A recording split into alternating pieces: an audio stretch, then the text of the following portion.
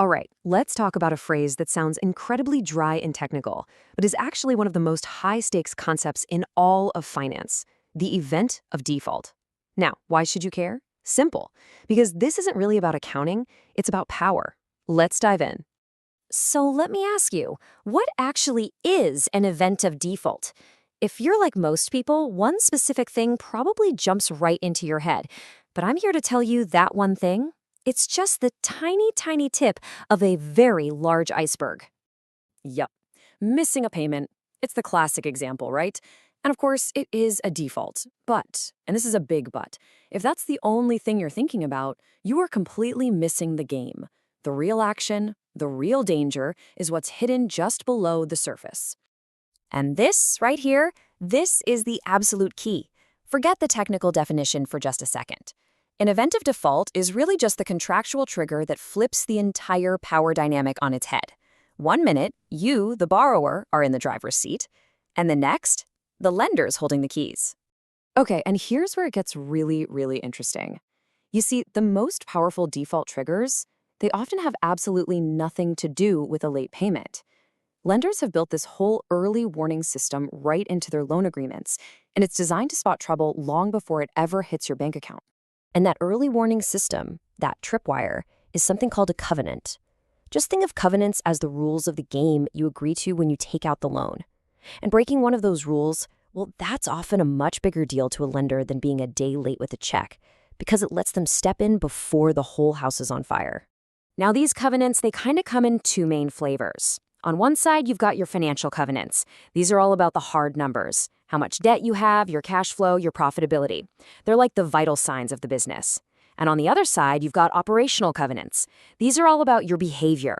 Are you filing your reports on time? Do you have the right insurance? Did you sell a huge asset without telling anyone? This is about making sure you're running the company the way you promised you would.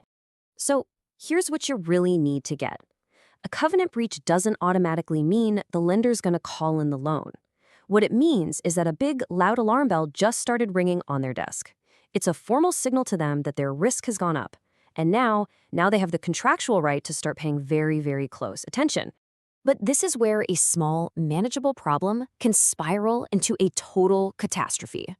A single breach on one loan might not seem like the end of the world, but in the super interconnected world of finance, it can set off a nasty chain reaction. We're talking about the domino effect. The engine behind this chain reaction is a powerful little clause called cross-default. Honestly, it's one of the most potent weapons a lender has. What it does is it links all of your different loan agreements together, so if one of them falls, it can pull all the others down with it. So here's how it plays out in the real world. It all starts with one little issue, a covenant breach over in Loan A. Seems contained, right? Wrong. Because of that cross-default clause, Loan B is instantly triggered. And now, Loan B is also considered in default, even if you've never ever missed a single payment on it. And just like that, one tiny crack spreads across your entire financial foundation, and you, the borrower, have lost control. And hey, it's not just about covenants. Other things can flip that control switch too. You've got the obvious one, insolvency. Basically, the business is officially broke. Then there's misrepresentation. If you weren't truthful on the loan application, you can bet the deal is off. And then there's this powerful, kind of vague catch-all called a material adverse change clause, or a MAC clause. That basically lets a lender step in if things just go seriously south for the business. Okay, so the alarm is ringing, a default is officially triggered, the power has shifted. So what's the lender's next move? What do they actually do with all this newfound power? Well, it's probably not what you're thinking. And this is so important to understand. A default doesn't mean the lender immediately sends in the heavies. It means they now hold all the cards. The default is leverage. It's a tool they can choose to use or not use at whatever time benefits them the most. They're in control of the timing. So what's in their playbook?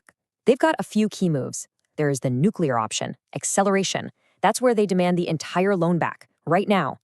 More commonly, though, they might offer a waiver or a full-blown restructuring of the deal. But don't get it twisted.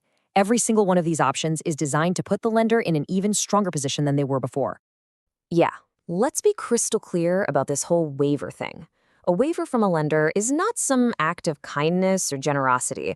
No way. It's a cold, hard, strategic negotiation. They agree to overlook your breach, but it's going to cost you. And that cost, it usually comes in the form of higher fees, giving them more collateral, or even tighter rules going forward. In other words, they use the waiver to grab even more control. Okay, so why does all this technical stuff matter so much right now, in 2026? Because the whole game has changed. The environment is different. The old rules, they just don't apply anymore. Just look at this table. The difference is night and day. In the past, in a lower risk world, a small covenant breach, a lender might have just ignored it. Today, it's a trigger for action. A waiver request used to be pretty simple. Now, it's a full-on renegotiation where you have no leverage. Lenders today are just way more proactive, and believe me, their loan documents have a lot more teeth. So the big takeaway for 2026 is really simple. What used to be seen as a minor technicality is now a major trigger. Any breach, no matter how small you think it is, now gives the lender a reason to pull up a chair and renegotiate the entire relationship, all from their position of power. And this quote just brings our whole conversation full circle, doesn't it? The real issue isn't whether a default exists on a piece of paper. It's about what rights that piece of paper activates. It's all about who now controls the conversation, who controls the assets, and who controls what happens next. So I'll just leave you with this one question to think about. When a loan is in default, who really controls what happens next? The lender or the borrower? The answer to that question, well, it tells you everything you need to know. Thanks for tuning in.